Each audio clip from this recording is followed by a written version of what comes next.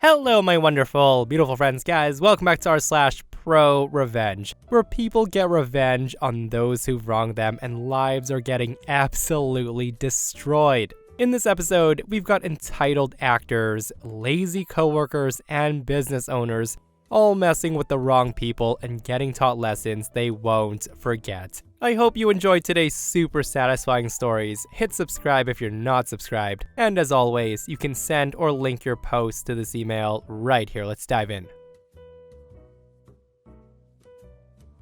So I used to work at the post office as an RCA, which is a Rural Carrier Associate. It was a part-time driver job and it paid well, and I wanted to get the full-time job with benefits, so you have to start somewhere. The full-time driver on my route was Bill. Now, a thing about Bill is Bill was his own man. The guy did what he wanted and the boss allowed it. When I was trained, I rode one day with Bill. The next day, Bill calls out. I then had to sort the mail and drive the route all alone. It was horrible. The boss should have told him to come in, but he was a spineless man. I didn't finish until around 8 p.m. and it should have been around 3 p.m. My schedule was every Saturday and any vacation days Bill would take. I also covered every time the guy called out. Now, as this was supposed to be a one-day-a-week job, I had a full-time job as well at my local hospital. My post office job was in the next county over, about 45 minutes away each way. I would get calls at 6 a.m. from Bill,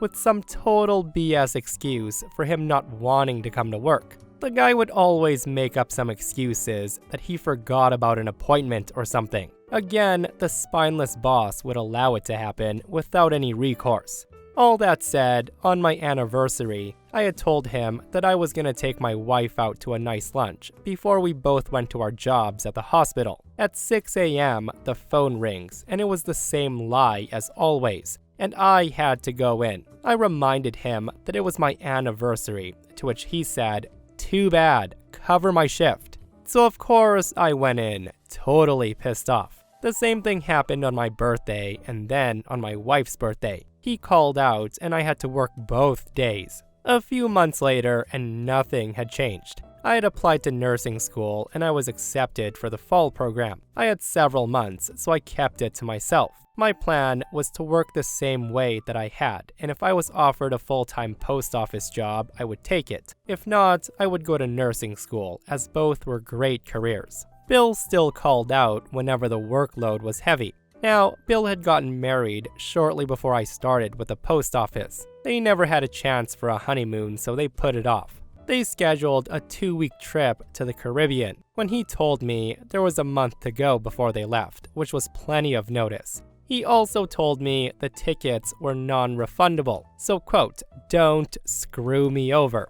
At that point, I had had enough of Bill, and the boss was screwing me over all the time, so 10 days before I left, I put in my 2 weeks notice. The boss assumed that I would work through Bill's vacation, but no, just the first 4 days. I was sitting at home when Bill calls me. He says to me, "Man, I've been so good to you. You've got to cover my time off. The vacation is non-refundable, remember?" And that's when I remind him of all the times he's lied to me to force me to cover, and the days I had to work for him, like my anniversary, my birthday, my wife's birthday, etc. Also, how he screwed me over in the orientation, making my first several weeks miserable. I end up leaving the day I said I would, and the boss refused to cover, so Bill had to cancel his trip and come to work. I loved nursing, so I made the best choice. What a revenge that was. And honestly, I just hope Bill was so mad the entire time at work just thinking about the vacation he's missing out on. Like, I will never understand the mindset of someone who on purpose screws someone over, and then when they're about to be screwed over, they act all buddy-buddy and nice to get favors, and in this case, even had the nerve to say to OP, "Don't you screw me over." Like, what a frickin' snake, right? And again, him missing out on his honeymoon and not getting a refund was so satisfying. Like, that's what you get for being an a-hole, sir. It's also nice to know that OP ended up with a great career after that. That's a bonus. And this person shares their story about their useless coworker. This person says, I work in an office with a guy who I'll call Seth. Now, Seth is that coworker that everyone knows. He's lazy, always passing his work on to someone else, and somehow he's always getting away with it. The guy will sit on his phone or go to the bathroom every 10 minutes. He's the kind of guy who always shows up late, makes some excuse about traffic, and then he'll disappear for lunch for 2 hours. For the past 6 months, Seth's favorite target has been me. He'll send emails asking if I can help out with a project, but what he really means is, do all the work while I take the credit. I complained to my boss a couple of times, but somehow, the guy's always managed to weasel his way out of trouble. The final straw came when he passed off a major report that was due to a client in 2 days, dumping it on me the last minute. One day, I casually asked him if he was good with Excel, and the guy admitted he didn't know much about it, which was perfect. The next time he tried to dump a bunch of spreadsheets on me to organize for his next report, I agreed, but this time, I embed a series of hidden formulas into the documents. Now, these formulas didn't do anything important, just enough to mess with the numbers if someone didn't know how to check for hidden cells. It took me a little time, but I was careful not to make it too obvious. And the kicker is, every time Seth tried to copy and paste data into his report, it would scramble everything, just enough to be completely useless. So on the day the report was due, Seth slacks off like usual, assuming that I handled it like always. When the client called, furious because the report was filled with nonsense numbers, Seth, of course, panicked. He rushed to fix it, but every time he tried to fix one part of the report, something else would break. He then came to me frantic and he asked me for help. I acted confused and I said, "Oh, I don't know what happened, maybe it's a glitch." I then gave him some vague advice, and I watched as he spent the entire day trying to salvage his mess. Our boss found out, and for once, Seth couldn't talk his way out of it. He got yelled at so hard for screwing up such an important project, and he was put on leave without pay. I guess he'll be doing his own work from now on. So here's a tale from my days working in the entertainment business. I hope you enjoy it. Very early on in my career, I managed to get a gig working as a showman on a major West End musical. I was mostly running electrics. Even though I was a sound engineer, the chance to work on a big show, in albeit a different capacity, was too good to pass up. When you're a youngster in this industry, you would be stupid to turn down such an opportunity, because the experience garnered is invaluable, even if it's not directly related to your primary skill set. That said, we spent around 6 weeks working on the production fit-up. Most of the time, I was working on rigging lamps, running cables, installing dimmer racks, yada yada yada.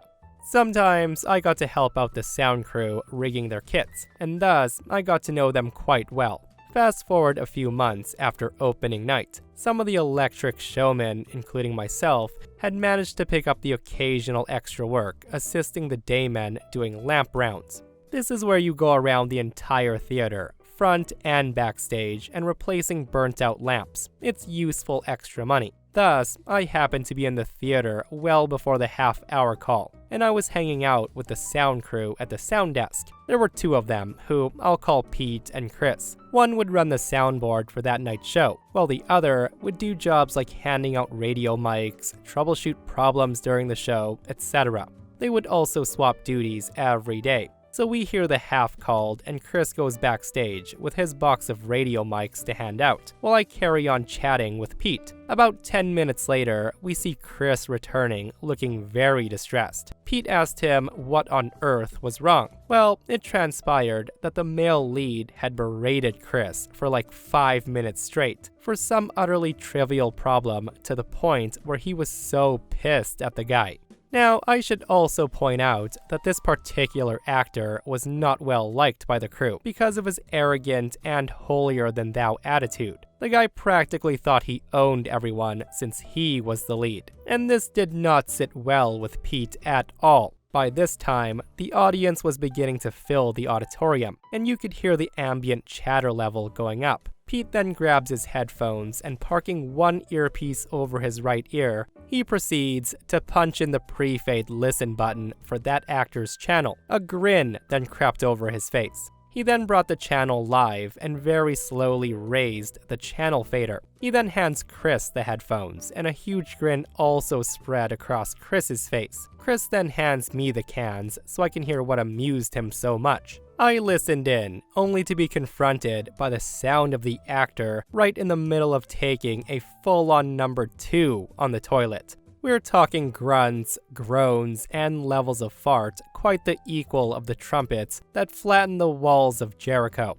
Now bear in mind that this sound was now being leaked into the auditorium, at a level just barely perceptible to the audience. I glanced around at the punters in the stalls, and I found that quite a few people were looking around quizzically. I had to struggle to rein in my laughter at the delicious payback, but as it was getting close to Act 1 beginners, I had to go off and take my station. So I high-fived my friends and went to the Electric's crew room, only to be confronted by my colleagues in hysterics. It was then that I became aware of a peculiarity with the show relay. And for some context, the show relay is a microphone front of house and a bunch of speakers all over the backstage and dressing room areas that allow cast and crew to listen in to the progress of a show. Due to a curiosity of its design, what was just barely audible out front was now being hugely magnified backstage. The entire cast and crew, no matter where they were being subjected to the sounds of our actor dropping the kids off at the pool at practically full volume.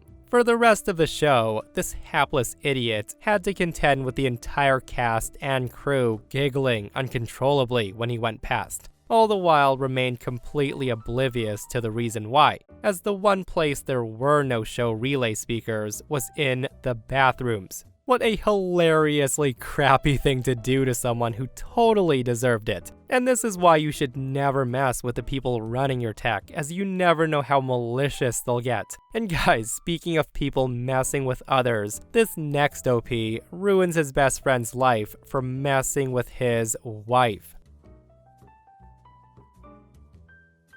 So back in 2013, I was transferred from sunny San Diego to a camp in North Carolina. I had been in the Marines for over 4 years and had been sent to a unit that would finally give me the chance to deploy to Afghanistan. Now, in case you don't know, before your unit deploys overseas, you have a mountain of classes and training to get done, which all starts around 6 months or so prior to the date. I'd become super close friends with this guy who I'll call Joe, who is my senior most corporal, and we hung out all the time outside of work. We would barbecue, go to the gym, have parties with our families, etc. Well, that fateful time comes and we get sent to the land of never-ending sand. About 4 months in, I start to get a funny feeling that something wasn't right, due to the lack of not being able to talk to my wife on the phone or Facebook Messenger. One day, I came into our PEB, which is a container that housed around 8 people in it, and I seen my wife's face on the video chat to my best friend Joe, who didn't hear me until I shut the door. I of course played it off like nothing, and the rest of the deployment had moments just like this, where I would see or hear them talking and I would just take notes for my revenge. Before things really got to me mentally, our time in the sandbox was coming to an end, and we flew home. The homecoming was uneventful, other than my 2-year-old not realizing who I was for a few minutes. And then it was happiness all around. Just like before deploying, we have a mountain of classes after we get back to scan for brain injuries, mental health awareness, certifications, etc. And no one was exempt from completing this. Out of nowhere, Joe had random appointments almost every day, or something would come up where he would have to leave while everyone else was stuck all day long at classes, or at medical getting screened for everything under the sun. Now, do you ever have the feeling that your gut's telling you that something's going on, but your brain's like, no, stop being paranoid? Well, that's what I was dealing with on a daily basis. So much so that I began to follow Joe a few days a week when he would leave work early or have to make a call. And sure enough, the guy's car would be right outside my house every single time. When I finally confronted Joe, the guy denies it up and down like I was going crazy. and he genuinely made me feel like I was offending him by the accusations. I quietly compiled the evidence, and I brought it all to the battalion sergeant major, who, if you don't know, is the top of the food chain under the battalion commander. After a week or so, I get called in to the battalion commander's office to discuss his findings and to ask me what I want to happen. My answer is simple. I said I want his rank. Long story short, justice came swift and painful. Joe was awarded loss of rank, forfeiture of half a month's pay for 2 months, restriction, and extra duties. Shortly after we came back to the States, Joe was promoted to sergeant, and in less than a month, his rank was gone. I heard from mutual friends that he left his wife to be with his new girlfriend, who's also pregnant with his 3rd son. Oh, and in case you're wondering, I was trying to stay with my wife for my son, but I found out that was a huge mistake. A few months after the dust settled, I was transferred back to San Diego to go on a cruise, and my wife and I were giving this our last shot.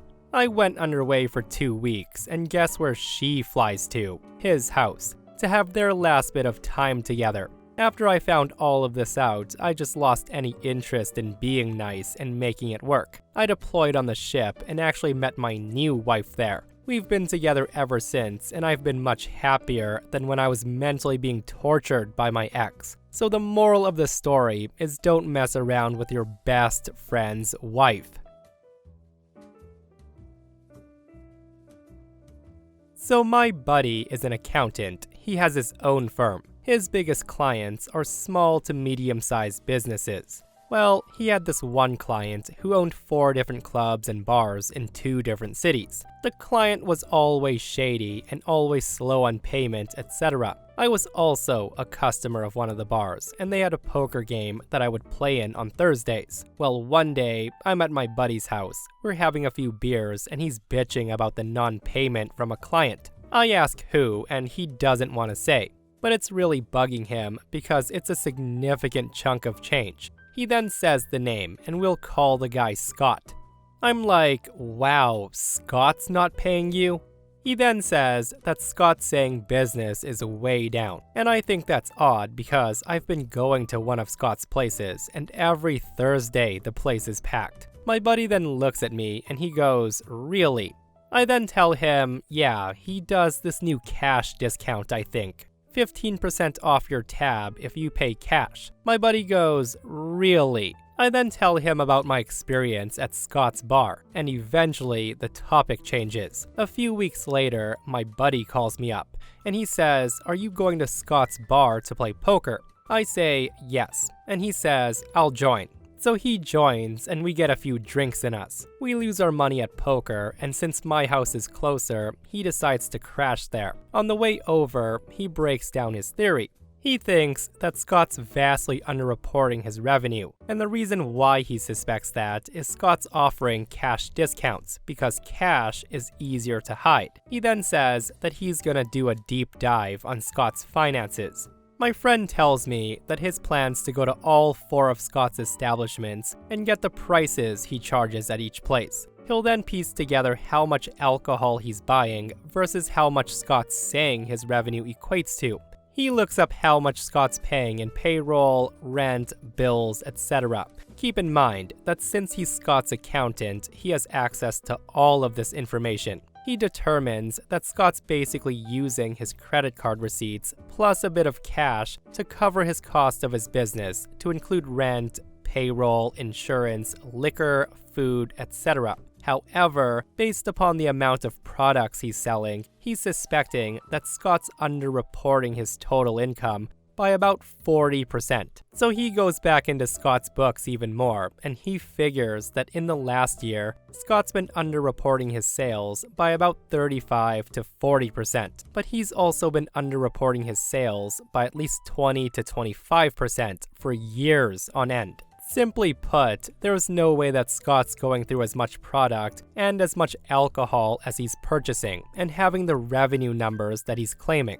He's underreporting his sales to his accountant, which means he's also underreporting his earnings to the IRS. By this point, Scott owes my friend thousands of dollars that he hasn't paid. He said that his total amount owed could buy a brand new motorcycle. He never did give me an exact number. My friend then decides, F getting repayment from Scott. Let's get repayment from the IRS through the whistleblower program. He's estimating that Scott's underreported his revenue by millions of dollars over the course of years. The whistleblower fees that he would earn from the IRS far outweighs the amount that Scott owes him. The IRS will pay between 15 to 30% of what they collect. So with the assistance of a lawyer, my friend gathers all the evidence he has that Scott's underreporting to the IRS, and he files a whistleblower report with the IRS. During this time, my friend also fires Scott as a client for non-repayment.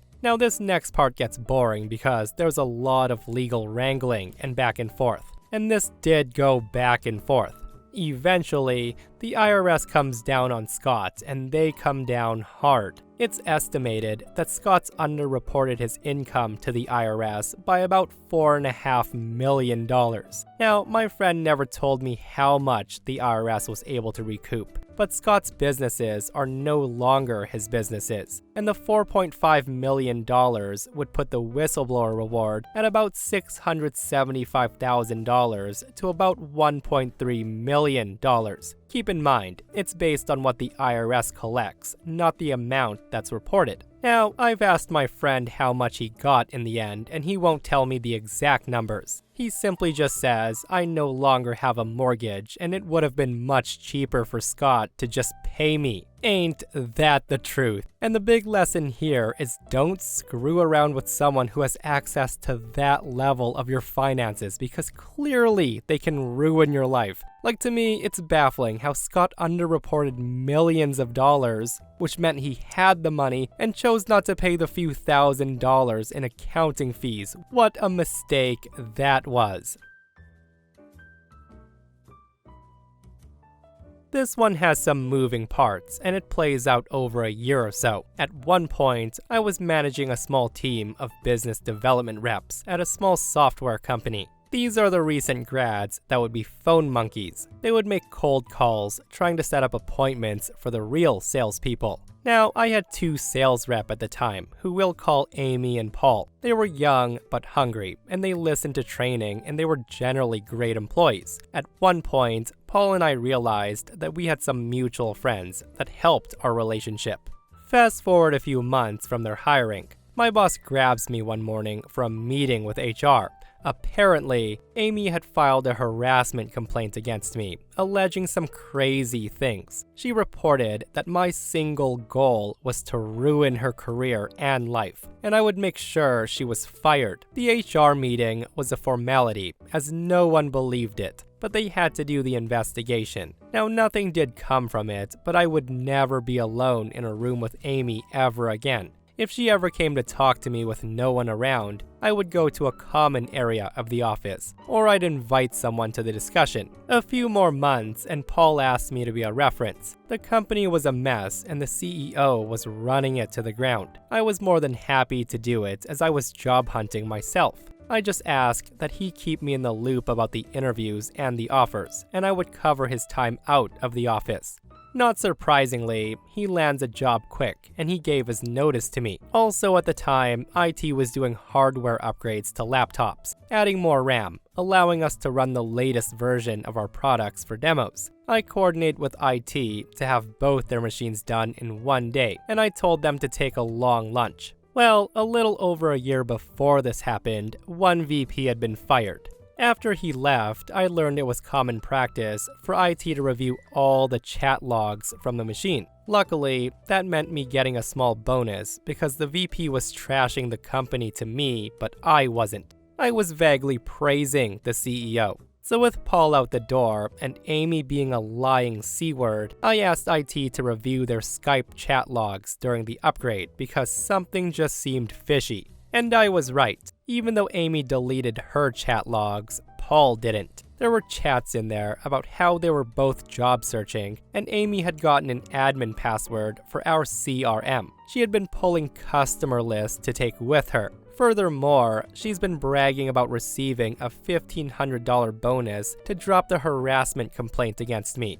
as the CEO was worried that any complaints or lawsuits would scare away the investors needed to keep the company going. Oh, and she chatted, saying they made me sign a non-disclosure about this, but they won't find out. So finding this out, I thought to myself, oh, she was toast. The director of IT and I went straight to HR and the CEO with the printouts. The decision was quick. Both were to be terminated immediately. Amy for unauthorized access of data and breach of her non-disclosure, and Paul for some BS reason of not reporting her. When they got back from their lunch, I immediately called them into HR. Paul was given a 2-week severance, but Amy needed to pay back her $1,500 hush bonus. And because of her gross misconduct, she wasn't eligible for severance or unemployment, and the repayment was deducted from her final check and quarterly bonus. Her exit check was for less than $10. Paul had 2 weeks off with the severance, and we remained connected. But I love seeing Amy changing jobs on LinkedIn every 6 to 9 months. She can't hold a job down. What a fallout that was, and honestly, I hope both of them learn lessons. Paul, that he needs to be honest when he sees unethical activity, and Amy, that she shouldn't brag about unethical activity against her employer to other employees on frickin' company equipment. Like, how not smart are you to have these types of conversations on a work laptop? It's almost like she deserved what happened. And that, my friends, brings us to another end of our /ProRevenge. Guys, I hope you enjoyed today's stories. If you did, hit that thumbs up. And if you're not subscribed, consider subscribing so you don't miss these crazy stories. And if you missed the last episode on the channel, it's an r/malicious compliance episode, where a bad boss gets humiliated to the point that he quits his job. It's such a wild episode, so go check it out if you haven't. And myself and Stevie Boy will see you guys in the next one. We love you.